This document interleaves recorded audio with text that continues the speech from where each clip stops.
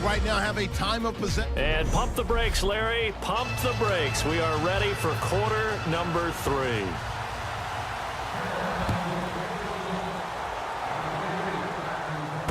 On the return, here's C.J. Spiller.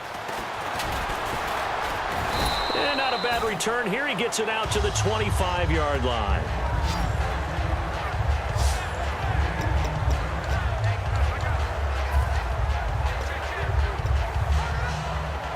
Out come the Saints now. They'll go on offense first here to begin the third quarter. They have the lead. Now they'll be looking to extend that lead. And this is where I enjoy talking about one of my favorite subjects, tendency breakers, or counters as I also like to call them. You've done things in a certain way in the first half, and they've had the ability to see what you've done. They're going to make their adjustments. So guess what? You adjust yourself and try and stay ahead of the pace because you are looking for some separation in this ballgame. The adjustment to the adjustment. Without a doubt. Show them one thing, hit them with something else. 2 yards on the pickup there, but it's enough to give them a new set of downs. Fresh set of downs here. And a good quarterback facing zone coverage. If he has just a little bit of time to survey the scene, that's what's going to happen. No doubt about it. If there's no pressure, he's going to continue to pick them apart because he'll have all that time to find someone open downfield. You can only cover for so long. So maybe they want to go to a zone blitz scheme, get a little bit more pressure. Remember when Carolina did that against Denver? They lost the game ultimately. They dropped the defensive end out, and he ended up with an interception in that game in Super Bowl 50. Maybe some sort of scheme like that to try and get more pressure at the passer. Breeze will try again on second down.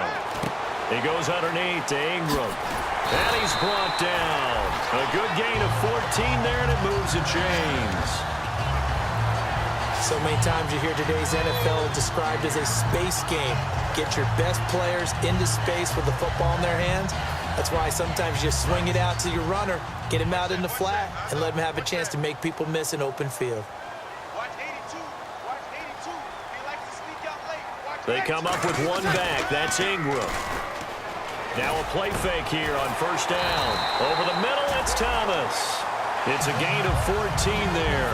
And that leads to a New Orleans first down. So there on that play, offensively, they ran the crossing route. Defense was in zone coverage. So as a former DB, how tough is it to defend that? It's really difficult because your natural inclination is to chase the receiver and maybe leave your zone. So you have to have discipline in order to talk to your other coverage guys and let him know that that receiver's crossing from your zone to the next zone. He's coming your way. Make sure you have him. And then when the ball is actually thrown, secure the tackle. When they're moving on crossing routes, if you miss a tackle, it usually results in a big play. Time to tighten up the seatbelt just a little bit, partner, because that was a safety that crashed in there and made that play behind the line of scrimmage. How about that pursuit?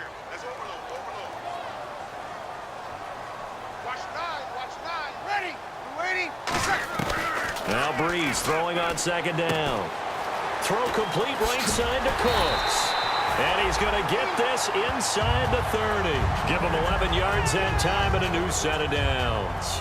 And defensively, they were in zone coverage there. Do you have to be a little careful? You're losing playing against a good quarterback like he is to not play too much zone? Yeah, you have to be careful about how much time you're giving up. I think it's a good point you just brought up. So maybe if you still want to play zone, you go to a zone blitz scheme. And you can drop anyone out of your defensive front, defensive end, defensive tackle. It doesn't matter. You just exchange someone to bring more pressure towards the quarterback and still try and cover downfield.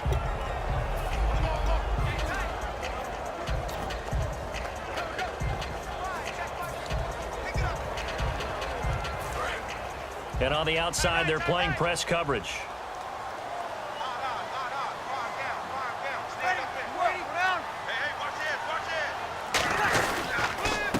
They'll give it to him right up the gut. And he stopped immediately there. And they'll lose a yard that time, and that's going to lead to a third down. We talk all the time about how important it is to have leverage in blocking. It's also a big part of policing up gaps. Did you move someone out of the A gap? Did you move them out of the B gap in order to create space for your guy to run? In this case, all those gaps were shut down. Yeah, the movement was defensive, and they got him for a loss. Now they'll run it on the toss. And they take him down, losing yardage back at the 27. And a loss of 3 to bring up 4. Out now is the field goal unit for New Orleans. From the right hash, this from 44 yards out.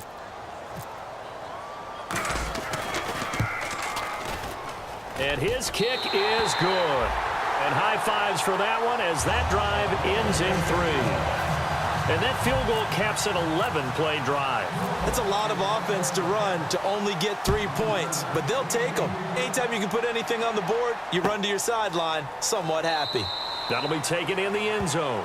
And he'll elect not to return this one, so they'll bring it out to the 25 on the touchback. The Saints defense ready to set up shop again here.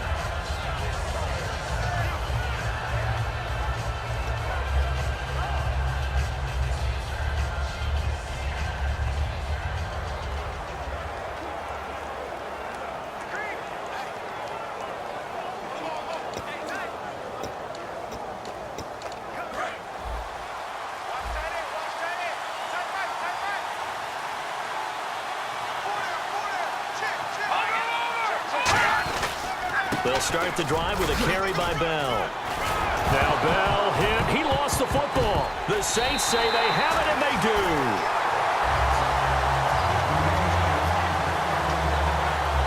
The psychology of the game never ceases to amaze me because you would think there would never be a fumble from what we hear from coaches all the time, right? And how much they practice not fumbling. Practice it, preach it, talk about it all the time. You would think no one would ever turn it over. Yet they are humans out there running around, and we just saw another one. Opportunistic by the defense. And this is one of those bang-bang plays, Charles. Did the knee hit first, or did the ball come out first? This is where you need that 20/20 eyesight, don't you, Brandon? You've got to see. After reviewing the play, the ruling on the field is reversed.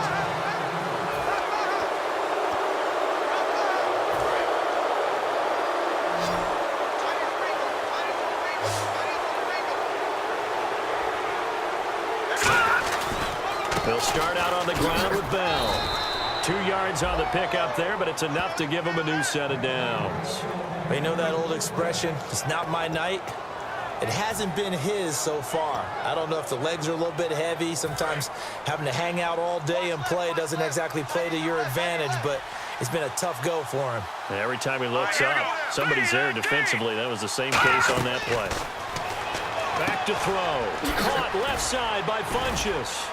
And a pretty little juke move there on a nice gain. 6 yards on the pickup, and that'll make it second down.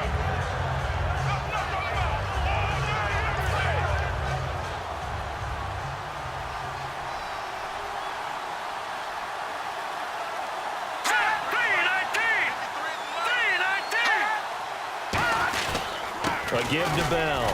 And he is met at the line of scrimmage, and he goes down right there. No gain on the play that time, and they'll look to convert on what will be a 3rd and 4. Well, he didn't make headway on that one, but he's had plenty of carries all night long. I just wonder if maybe he's a little bit tired from toting the rock that much. An extra defensive back in the game now here for 3rd and 4. They'll look to throw here. And the Saints pressure gets him. Brought down for a sack. Paul Kruger in there to get him for a loss of 9, and that'll lead to 4th down. Well, the beauty of screen passes is they take a little time to develop, and they can often hit big, but sometimes they take too long to develop, and sometimes you get sacked. Yeah, what's perfectly called for a defense to attack a screen? Typically a blitz, and even though people think that the screen operates against the blitz, if you have the blitz called and you still cover the screen, that allows your blitzers to get there. He gets this one away, and boy, it's another boomer. And that'll hit at the 5 and go into the end zone for a touchback. Out onto the field comes New Orleans. And they split the uprights last time for 3. They've got the lead. They're not going to play this conservative. They're not hoping for another field goal. They're hoping for a touchdown. I'm with you on that one. I like where your head is. I like the way you're thinking because you're exactly right. Trying to sit on a lead and play that way, that doesn't work too well for most teams. Run your offense. Yep. Run what you do best. Exactly. Put it all the way down and try and increase your lead in a big way. And the best way to do it, touchdowns. They'll run with Ingram here to begin the drive. Room here to run. again. Cuts it out to the sideline. There goes Mark Ingram. Touchdown, New Orleans.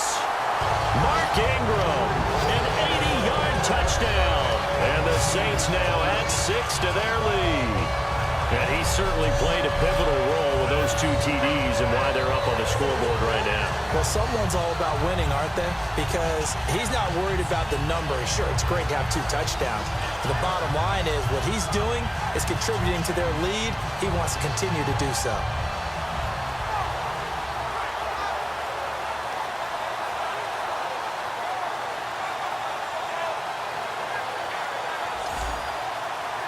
A try here for the extra point.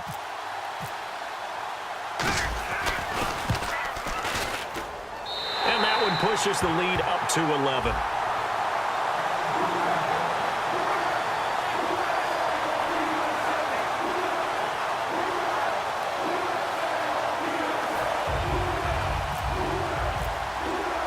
Morstead out now following the touchdown to kick.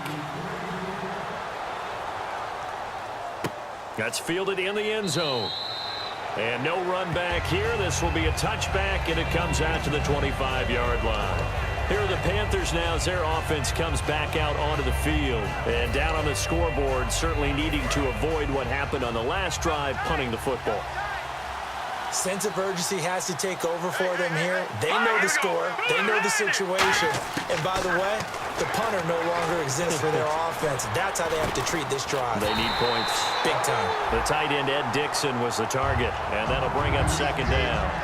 Today's NFL, these big guys are featured receivers. They move them all over the place to try and find good matchups, and they had one. They were just unable to complete the pass.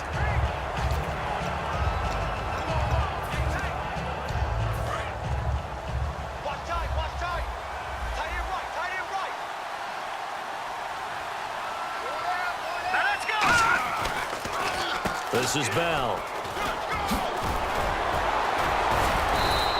That one goes for 13 yards, and it moves the sticks. All right, it's football 101 to know that the quarterback controls just about everything on offense, but a lot of times what gets missed is that the center controls line play. He has to communicate to the guards and the tackles what type of front they're facing, how they're going to block it, and what adjustments need to be made sometimes on the fly as a defense will shift. Give the center a lot of credit because, for the most part, he's got big defensive linemen over his face all game long that he's got to try and block and protect his quarterback and create space for his runner. In this case, he did a really nice job of communicating and executing. He'll drop to throw. And seeing nowhere to throw, he chucks this one away from harm. Incomplete. Now it's third down. And the offense looks to pick up the first here on third after that incompletion.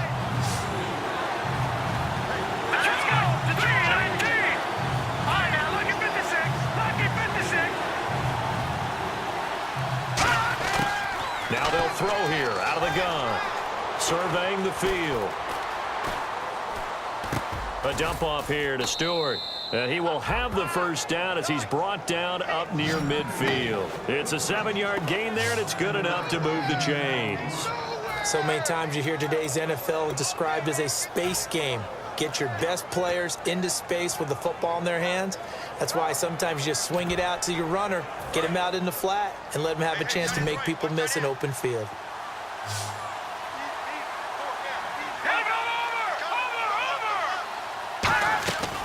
They'll look to throw now on first down. And he just gets rid of it, throws it away. A wise move there, looked like nobody open, now second down.